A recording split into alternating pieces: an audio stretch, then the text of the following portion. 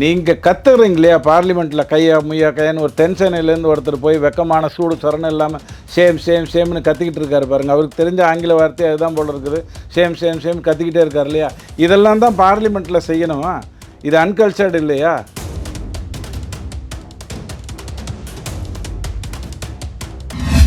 நீ 3 பொண்டாட்டிக்காரன் தான், அது எங்களுக்கு தெரியுமில்ல. 2 பொண்டாட்டிக்காரன் தான், 3வது வச்சிருக்கிறவன் தான், அது எங்களுக்கு தெரியுமில்ல. அப்போ அன்கல்ச்சர்டுன்னு நான் உங்களை திட்டினேன்னா உடனே தமிழ்நாட்டில் இருக்கின்ற 3 பொண்டாட்டிக்காரர்கள்லாம் திட்டுறாங்கன்னு கதை விட்டுருவீங்களா?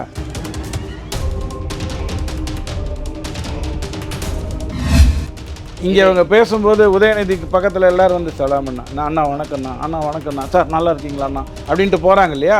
அப்போ எடப்பாடி ஐயாவை கூப்பிட்டு இங்கே நீங்கள் கற்றுங்க, நீங்கள் தான் ஒரு 66 பேர் இருக்கீங்க, சட்டசபை நடத்த விடாமல் கற்றுங்க, நாங்கள் 4 பேர் தான் இருக்கோம் அப்படின்னு ரிக்வஸ்ட் பண்ணி அவர் கற்றுனா விட்டுருவாரா?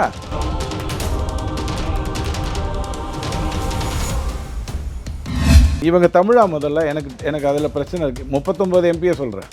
39 எம்பியில் நிறைய பேர் திராவிடர்கள் இருக்காங்க, தெலுங்கர்கள் இருக்காங்க. இங்கேருந்து தமிழ்நாட்டை திட்டினா மாதிரி வரும்.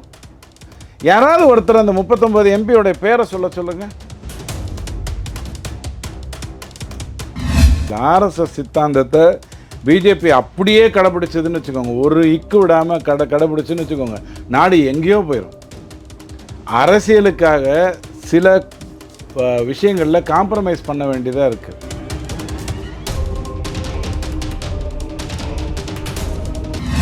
சாராயத்தில் கை வச்ச கெஜ்ரிவால், சாராயத்தில் கை வச்ச டிஆர்எஸ் முடிஞ்சு போயிட்டார். அடுத்தது நீங்கள் சாராயத்தில் கை வச்சுருக்கீங்க, ஜாக்கிரதையாக இருந்தது. திமுக ஆட்சியில் இருக்கிற வரைக்கும் போதைங்கிறது இல்லாமல் இருக்காது. ஏன்னா தமிழர்கள் சாகணும், இந்துக்கள் சாகணுங்கிறது தான் எல்லாருடைய நோக்கமுமாக இருக்குங்கிறது என்னுடைய பயம்.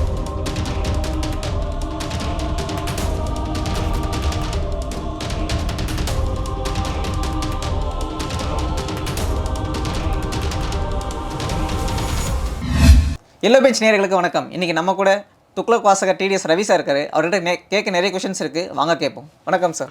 வணக்கம். எப்படி இருக்கீங்க சார்? ரொம்ப மகிழ்ச்சியாக இருக்கேன். நேற்றுக்கு நல்லா நடந்தது பார்லிமெண்ட்டில், ரொம்ப மகிழ்ச்சியாக இருக்கேன். சரி, அந்த விஷயத்தை பற்றி பேசும்போது தான் நம்மளுடைய சீஃப் மினிஸ்டர் என்ன சொல்லியிருக்காருன்னா, நம்மளுடைய மத்திய அமைச்சருக்கு நாவடக்கம் தேவைன்னு சொல்லியிருக்காரு. ஏன்னா அவர் வந்து அன்சிவிலைஸ்னு ஒரு வேர்டை யூஸ் பண்ணார் அப்படின்ற மாதிரி பேசியிருக்காரு. இல்லை, இதில் பிஜேபி சார்பாக விவாதத்தில் கலந்துக்கிறவங்க, சொல்லப்போனால் பிரதான் மந்திரி கூட இந்த விஷயத்தை திமுகவுடைய இந்த சூட்சமம், அந்த கயமை, அந்த யோக்கியத்தனம் அதெல்லாம் தெரிஞ்சுக்காமல் சில தப்பு பண்ணிடுறாங்க. அடிப்படை என்னென்னா, எஸ்எஸ்ஏ அப்படிங்கிறது வந்து ஒரு ஃபண்டு. அந்த ஃபண்டு வந்து இந்தியா பூரா இருக்கக்கூடிய பள்ளிகளுக்கு இதெல்லாம் நீங்கள் பண்ணிங்கன்னா உங்களுக்கு நம்ம கொடுக்குறோம் அப்படின்னு சொல்லி அந்த அடிப்படையில் கொடுக்கப்பட்ட வந்து வாஜ்பாய் ஐயா தொடங்கினார். எப்போ தொடங்கினார்? 2000 அவருடைய ஆட்சி காலத்தில். அப்போது இதெல்லாம் செஞ்சால் அந்த பணம் கிடைக்கும். இவங்க ஏதோ சீட்டு எடுக்கிற மாதிரி 5ஆம் தேதி ஆயிடுச்சு இந்த மாட்டு சீட்டு பணம் வரலைங்கிற மாதிரி இவங்க கேட்குறாங்க. அது மக்களுக்கு நம்ம புரிய வைக்கணும். இவங்க கேட்குறது தப்பு, இதெல்லாம் செஞ்சால் உனக்கு இது கிடைக்கும் அப்படின்னு தான் அந்த திட்டமே தொடங்கப்பட்டது. அப்போ ஒவ்வொரு வருடமும் கூடுறாங்க, உங்களுக்கு இவ்வளோ பணம் இருக்குது, இந்த பணத்திலேருந்து உங்களுக்கு என்ன வேணும், நாங்கள் இதெல்லாம் பண்ண போகிறோம், அப்போ இவ்வளோ கொடுக்குறேன் அப்படின்னு ஒரு வருடமும் முடிவாகி அதன்படி காலாண்டுகளில் இந்த அமௌண்ட் வருங்கிறது தான் கணக்கு. போன வருஷம் கூட ஏப்ரல் மாதம் 2024 தேர்தல் நடந்துகிட்டு இருந்த காலகட்டத்தில் டெல்லியில் கூட்டம் நடந்து இந்த பற்றிய விவரங்கள்லாம் வந்தது. இதுக்கு பிறகு 2020 வந்தது தான் தேசிய கல்வி திட்டம். புதிய கல்வியே இல்லை, அது தேசிய கல்வி திட்டம் தான். கரிக்குலத்தை எதுவும் மாற்றலையே. அதே கஜினி தான், அவன் தான் பெரிய 17 வாட்டி போராடினா. எங்கள் பிருத்திவிராஜ் வந்து யாருன்னு கூட இவங்களுக்கு தெரியாது. அவனை ஓட விரட்டின அந்த ராஜாவை பற்றி உங்களுக்கோ என்னுடைய தாத்தாக்கோ கூட தெரியாது. ஒரே கதையை தான், அதே கரிக்குலம் தான், அதில் எதுவும் மாற்றம் இல்லை. ஆனால் இந்த புதிய திட்டத்தினால என்ன ஆகும் அப்படின்னா, அரசு பள்ளிகள், திரும்ப நம்ம அந்த வார்த்தையை பயன்படுத்தணும், எல்லா பள்ளிகளை பற்றி பேசவில்லை, அரசு பள்ளிகள்.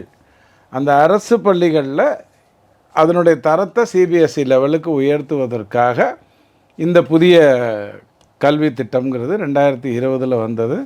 அமைத்தது வந்து பிஜேபியை சார்ந்தவங்க இல்லை, அதை அமைச்சது வந்து கல்வி சார்ந்த அறிவு சார்ந்த அன்பர்கள் தான்.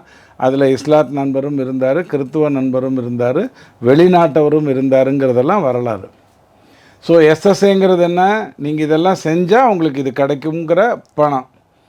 புதிய கல்விக் கொள்கை அல்லது தேசிய கல்விக் கொள்கைங்கிறது என்ன, அரசு பள்ளிகளையெல்லாம் சிபிஎஸ்சி தரத்துக்கு உயர்த்துவதற்கான எண்ணம். அதில் தாய்மொழியில் படிக்கணும், 3வது மொழியாக ஒரு இந்தி மொழியை படிக்கணும்னு ஒரு கண்டிஷன் இருக்குது. இவங்க என்ன பண்ணிட்டாங்க, அதை மட்டும் பிடிச்சிக்கிட்டாங்க. இப்போ அண்ணாதுரை ஐயா வந்து மதுரையில் இந்த மாதிரி பேசிட்டார், ராஜாஜியை பார்த்து அவருடைய பிறப்பை சந்தேகித்து பேசிட்டார், அதே மாதிரி கொஞ்சம் போலி நாஸ்திகம் பேசிட்டார். உடனே நம்ம முத்துராமலிங்க தேவர் வந்து அவரை ஓட விரட்டினார். அடுத்த நாள் அந்த நிகழ்ச்சி அங்கே நடக்கலை, இந்த வேலையெல்லாம் இங்கே வச்சுக்க வேண்டான்னு அதே சபையில் வேறு ஒரு நிகழ்ச்சி நடத்த வேண்டிய இடத்துல வந்து பண்ணார். இப்படி எல்லாத்தையும் உங்களுக்கு அண்ணாமலை ஐயா சொன்னாரா? இது எல்லாத்தையும் மறந்துட்டாங்க. எது, முத்துராமலிங்க தேவர் ஐயா வந்து எதிர்ப்பு தெரிவித்ததை மறந்துட்டாங்க. இவர் மூதறிஞருடைய பிறப்பை சந்தேகித்து அண்ணாதுரை பேசியதை மறந்துட்டாங்க. தவறான கருத்துக்களை சொன்னாருங்கிறத மறந்துட்டாங்க. ஓட விரட்டலை, நாங்கள் தான் நடந்து போனோம் அப்படின்னு ஒரு விஷயத்தை பிரதானப்படுத்தினாங்க. இதுதான் திமுகவுடைய இந்த கயமை அல்லது யோக்கியத்தனம். இது பாவம் நம்ம மந்திரிக்கு புரியல. பிஎம் ஸ்ரீ பற்றி பேச வேண்டிய அவசியமே இல்லை. பிஜேபியை சார்ந்தவங்க, பிஜேபியை சார்ந்த காரியகர்த்தாக்களோ அல்லது விவாத மேடைகளுக்கு வர்றவங்களோ அல்லது மினிஸ்டர்ஸோ பிஎம்சியை பற்றி பேச வேண்டியதே இல்லை. பிஎம் ஸ்ரீங்கிறது வந்து உங்களுடைய கல்வி மாநிலத்தில் எத்தனை கல்வி கூடங்கள் இருக்கோ அதில் ஏதாவது ஒரு 500 அதில், அதாவது ஒரு பள்ளி இருக்குன்னா அதில் ஒரு 2 கிளாஸை 2 ரூமை கொடுங்க. மொத்த பள்ளியும் கொடுக்கணுங்கிறது இல்லை, கொடுத்தா கொடுங்க. அப்படி இல்லைன்னா ஏதாவது ஒரு 2 கொடுங்க. அதை மும்மொழி கொள்கையில் கொண்டு வந்து அதை தேசிய தரத்துக்கு கொண்டு போகிறதுக்கு நாங்கள் பணம் கொடுக்குறோம். இத்தனை விஷயம் இருக்கா பிஎம் ஸ்ரீயில். அந்த பிஎம் ஸ்ரீயை பற்றி பேச வேண்டியதே இல்லை. இப்போ நீங்கள் டாஸ்மாக் நடத்துகிறீங்களே, அதுக்கு தானே உங்கள் அரசு இருக்குது. இந்த அரசனுடைய புகழே டாஸ்மாக் தானே. அதில் தானே கோடியாக மாட்ட போகிறீங்கிறதுக்காக தானே 10 நாளாக உட்காந்து புலம்பிக்கிட்டு இருக்கீங்க, திசை திருப்பதற்காக மொழி போகிற பேசிகிட்டு இருக்கீங்க. அதெல்லாம் மக்களுக்கு புரிய ஆரம்பிக்கும்ல, நாளைக்கு ஒவ்வொருத்தராக உள்ளே போகும்போது புரியும்ல. இப்போ இந்த டாஸ்மாகில் எலைட்டுன்னு ஒன்று வைக்கிறது எதுக்காக? எலைட்டுன்னா அங்கே கொஞ்சம் சொகுசு இருக்கும், அதில் கொஞ்சம் ரேட் அதிகமாக இருக்கும். அப்படிங்கிற மாதிரி ஸ்கூலுன்னா அரசு பள்ளின்னு இருக்கும். நான் உதாரணத்தை சொல்கிறேன்னு நினைக்காதீங்க. இன்றைக்கி நிறைய பசங்க தண்ணி அடிக்கிறதுனால நான் திமுக ஆட்சியில் இருக்கிற வரைக்கும் போதைங்கிறது இல்லாமல் இருக்கவே இருக்காது. ஏன்னா தமிழர்கள் சாகணும், இந்துக்கள் சாகணுங்கிறது தான் எல்லாருடைய நோக்கமாக இருக்குங்கிறது என்னுடைய பயம். அது வேறு விஷயம். ஆனால் இது மேண்டட்ரி அல்ல, இது வந்து ஆப்ளிகேட்ரி அல்ல. இது நீங்கள் நினச்சா செய்யலாம், வேண்டான்னா விட்டுருங்க. ஏழை மாணவர்கள் அப்படியே தான் இருக்கணும், கூலிகளாக இருக்கணும். அவங்க தமிழ்நாட்டில் இருக்கிறவங்களுக்கு கூலிகளாக இருக்கணும். இதில் படிக்கிறவங்க சிபிஎஸ்சியில் படிக்கிறவங்க, உங்களுடைய கான்வென்ட்ஸில் படிக்கிறவங்கெல்லாம் பிரிட்டிஷ்காரனுக்கு கூலியாக இருக்கணும். அதுக்கேற்ற மாதிரி நீங்கள் ரெடி பண்ணணும்னு முடிவு பண்ணிட்டீங்களா, சந்தோஷமாக இருங்கங்கிறத தான் பிரதான் சொல்ல வரும்போது என்ன சொல்கிறாரு, இவங்க கூச்சலிட்டுக்கிட்டே இருந்தாங்க, மடை மாற்றினாங்க. ஏற்கனவே நடந்தது மார்ச் 2024 இங்கேருந்து லெட்டர் போச்சு. அந்த லெட்டரில் நாங்கள் ஆலோசித்து கொண்டிருக்கிறோம், கமிட்டி போட்டிருக்கோம், 2024-25க்குள்ளே பிஎம்சி ஸ்கூல்ஸை கொண்டு வருவோம்னு தெளிவாக அந்த லெட்டரில் இருக்குது. ஆலோசிச்சுட்ருக்கோம்னு சொன்னதே இவங்க மடை மாற்றி என்ன பண்ணாங்க, ஆலோசித்தோம், இது வேறு வேலைக்கு ஆகிற மாதிரி தெரியல, எங்களுக்கு தமிழ்நாட்டுக்குன்னு கூலிகள் வேணும், அயல்நாட்டுகளுக்குன்னு பிரிட்டிஷ் கூலிகள் வேணும், அதுக்கு தான் நாங்கள் இருக்கோம், ஏழை மாணவர்கள்லாம் சாவட்டும் அப்படின்னு நாங்கள் முடிவு எடுத்துட்டோம்னு இவங்க சொல்லிட்டாங்க. ஒரே ஒரு வார்த்தையை பயன்படுத்தினார். எந்த வார்த்தையை பயன்படுத்தினார்? அன்கல்ச்சர்ட், அன்சிவிலைஸ்ட் அப்படின்ற வார்த்தையை பயன்படுத்தி, ஜனநாயகம் இல்லாத, நாகரிகம் இல்லாத, ஒரு சாதாரண ஒரு மனிதத்தன்மையே இல்லாத, ஒரு பொறுப்பு இல்லாத பேசுகிறீங்க அப்படிங்கிற வார்த்தையை யாரை பார்த்து பயன்படுத்தினார்? திமுக மினிஸ்டர்ஸை பார்த்து பயன்படுத்தினார். ஐயா உங்களதில் 2 பொண்டாட்டி 3 பொண்டாட்டி எல்லாம் ரொம்ப சர்வசாதாரணம். நான் பேசும்போது அன்கல்ச்சர்டுன்னு சொன்ன உடனே, பத்தியா நான் 3 பொண்டாட்டிக்காரங்கிறதுனால தமிழ்நாட்டில் இருக்கிற 3 பொண்டாட்டிக்காரன் எல்லாரும் 3 பொண்டாட்டிக்காரன்னு சொல்கிறான்னு சொல்லுவீங்களா? நீ 3 பொண்டாட்டிக்காரன் தான், அது எங்களுக்கு தெரியுமில்ல. 2 பொண்டாட்டிக்காரன் தான், 3வது வச்சுருக்கிறவன் தான், அது எங்களுக்கு தெரியுமில்ல. அப்போ அன்கல்ச்சர்டுன்னு நான் உங்களை திட்டினேன்னா உடனே தமிழ்நாட்டில் இருக்கின்ற 3 பொண்டாட்டிக்காரர்கள்லாம் திட்டுறாங்கன்னு கதை விட்டுருவீங்களா? சார் அந்த விஷயத்தில் ஒரு முக்கியமான நம்மளுடைய கல்வித்துறை அமைச்சர் வந்து இந்த வேர்டை சொல்லிவிட்டு திரும்ப பெறணும் அப்படின்னு சொல்லிட்டாரு. ஆனால் நம்மளுடைய தமிழ்நாட்டோட தலைவர் என்ன பாஜக தலைவர் என்ன சொல்கிறாருன்னா, ஆமாம் அவங்க வந்து அன்சிவிலைஸ்டு பீப்புள் தான் சொல்லிட்டு அவர் மறுபடியும் ட்வீட் பண்ணுறார். அப்படின்னும் போது ஒருத்தர் வந்து கோவத்தில் தன்னுடைய ஆர்கியூமெண்ட்டை சொல்லிவிட்டு அவரே திரும்ப பெற்றார். ஆனால் தமிழ்நாட்டு தலைவர் வந்து அதை மறுபடியும் அதை வந்து சொல்கிறாருன்னும் போது ஏன் ஒருத்தர் வந்து தப்பாக சொல்லிட்டு திரும்ப பெற்ற பொருளை மறுபடியும் ஒருத்தர் வந்து ஏன் மறுபடியும் சொல்ல? நியாயமான கேள்வி. அண்ணாதுரை அப்படி தான் என்ன பண்ணார், இந்தி வந்து நம்ம ஏற்றுக்கொள்ளணும், அதை வந்து அவங்க திணிக்கிறாங்கன்னு எடுத்துக்கக்கூடாது, அது வந்து பரவலாக்குவதற்காக ஒத்துக்கொள்ளணும் அப்படின்னு சொன்னார். அதே அண்ணாதுரை என்ன பண்ணார், மற்ற மாநிலங்கள் ஒத்துக்கொண்டால் நான் ஒத்துக்கொள்வேன்னு சொன்னார். ஆனால் ஆராசா என்ன சொன்னார், தனிநாடுக்கான காரணங்கள் இன்னும் இருக்குன்னு சொன்னார். ஆராசாவுடைய பிரச்சனை ஆராசாவுடைய பிரச்சனையா, அண்ணாதுரை ஐயாவுடைய தொலைநோக்கா அண்ணாதுரையுடைய தொலைநோக்கா, இது ரெண்டு முரண்பாடா? இல்லை. இவர் கருத்தை சொன்னார், அவர் கருத்தை சொன்னார். நான் திரும்ப சொல்கிறேன், நீங்கள் கத்துறீங்க இல்லையா பார்லிமெண்ட்டில் கையா முய்யா கையான்னு ஒரு தென்சென்னையிலேருந்து ஒருத்தர் போய் வெக்கமான சூடு சரணம் இல்லாமல் சேம்னு கத்திக்கிட்டு இருக்காரு பாருங்கள். அவருக்கு தெரிஞ்ச ஆங்கில வார்த்தை அதுதான் போல இருக்குது. சேம் கத்திக்கிட்டே இருக்கார் இல்லையா? இதெல்லாம் தான் பார்லிமெண்ட்டில் செய்யணுமா? இது அன்கல்ச்சர்டு இல்லையா, அன்சிவிலைஸ்டு இல்லையா அப்படின்னு நான் கேட்கலாம், தப்பு இல்லை.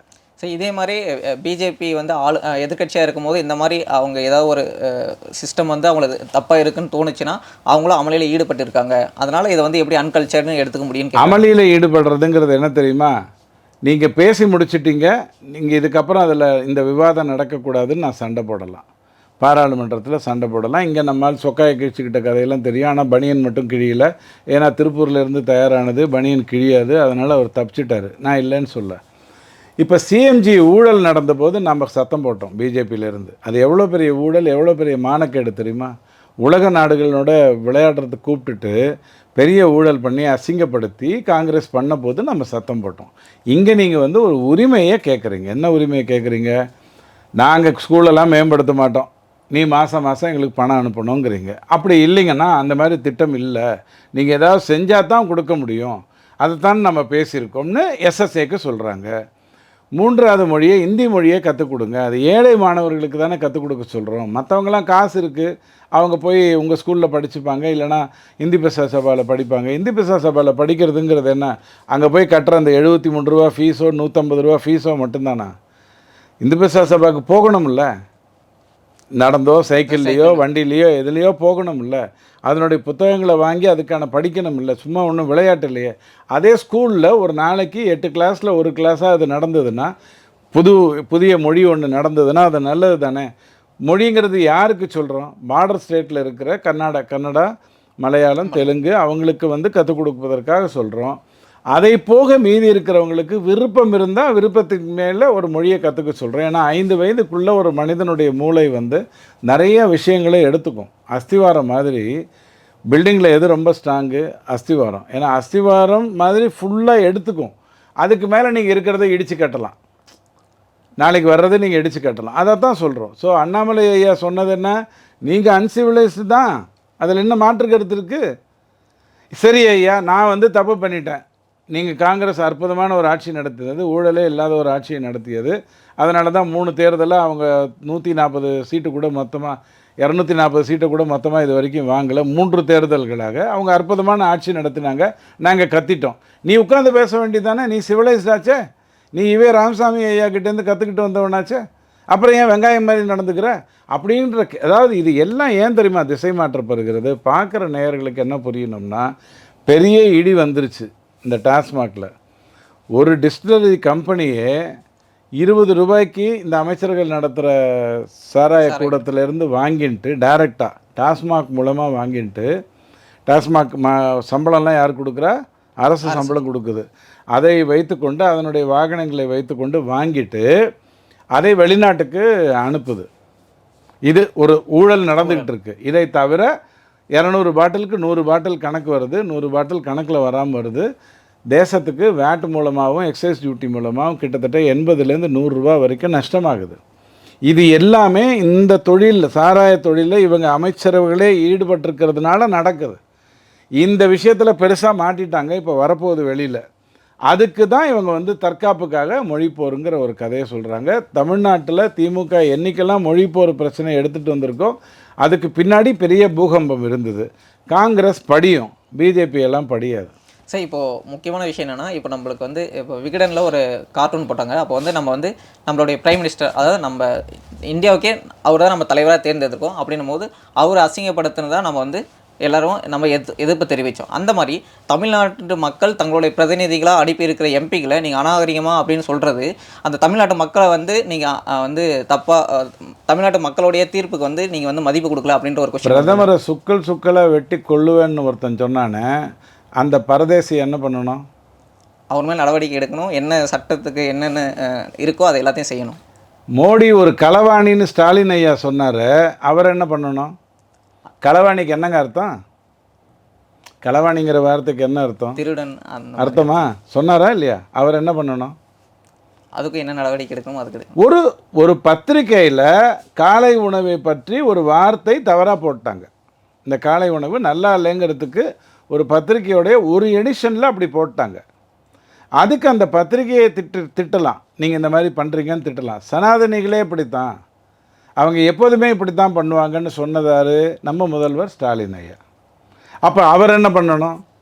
இவங்கெல்லாம் அதாவது வடிவேலு சொல்கிற மாதிரி அது வேற வாயி இது நாரவாயிங்கிற மாதிரி தான் வாழ்க்கையே நடத்துகிறாங்க.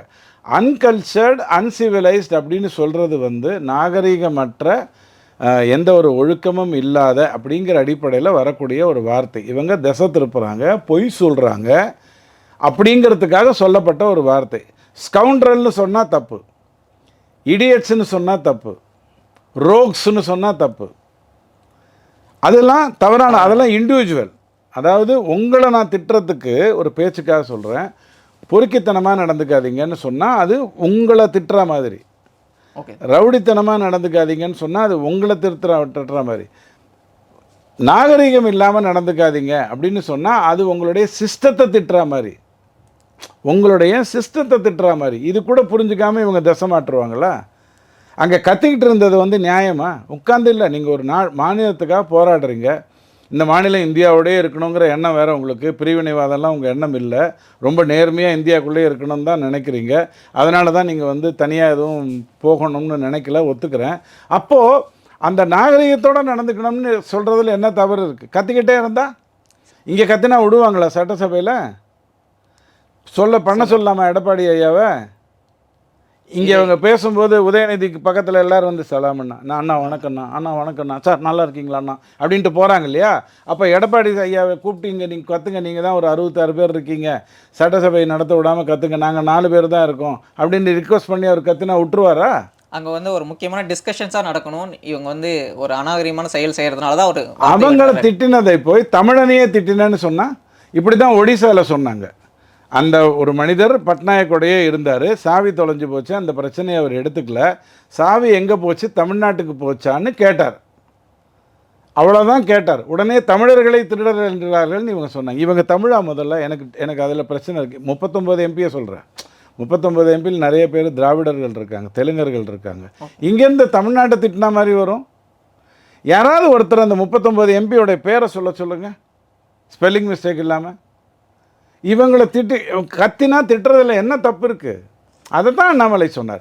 ஆனால் ஒரு மந்திரியாக நான் பேசினதுக்கு அவர் மன்னிப்பு கேட்டார். அதுதான் நாகரிகம். ஒரு மந்திரியாக நான் சொன்னது தவறு தான் அப்படின்னு அவர் மன்னிப்பு கேட்டார். பட் இவர் மாநில தலைவர், இதுக்கு என்ன சம்பந்தம்? சார், அடுத்ததாக ஒரு முக்கியமான விஷயம் சொல்கிறாரு. சீஃப் மினிஸ்டருக்கு வந்து அட்வைஸ் பண்ணுறது அவரோட டெசிஷனை ஓவர் கம்பெனியில் ஒரு சூப்பர் சிஎம்மாக ஒருத்தர் இருக்கார் அப்படின்னு ஒருத்தர் சொல்கிறாரு. அது யாராக இருக்கும்னு நீங்கள் நினைக்கிறீங்க? சாரே எனக்கு தெரியல, சூப்பர் தலைவர் எனக்கு எப்படி தெரியும்? ஏன்னா சோரஸ்லேருந்து வர்ற பிரச்சனை, சோரஸ்லேருந்து ராகுல் காந்திக்கு எத்தனை பேர் தாண்டி வருது, சாம்பிரிட்டோட அது இதுன்னு தாண்டி வருது, அங்கேருந்து இவங்களுக்கு ஏதாவது இன்ஸ்ட்ரக்ஷன் வருதா தெரியல. அதாவது ஒரு சந்தேகத்தை அவர் எழுப்பியிருக்காரு, உங்களுக்கு யாராவது சூப்பர் முதல்வர் இருக்காரான்னு கேட்குறாரு. இல்லைங்க, எனக்கு அந்த மாதிரிலாம் யாரும் கிடையாது, நாங்களே தான் தமிழ்நாட்டை பிரிச்சுட்டு போகணும்னு நினைக்கிறோம் அப்படின்ட்டிங்கன்னா வேலை முடிஞ்சிருச்சு, அதோட வேலை முடிஞ்சுது. சாரே எனக்கு தெரியாது, ஆனால் ஸ்டாலின் ஐயாவுக்கு 100 சாரை தெரியும், 100 சாரை தெரியும். ஆனால் யாரையும் காட்டி கொடுக்கல, யாரையும் திருத்தலை, யாரையும் தண்டிக்கலை, யாரையும் கண்காணிக்கலை.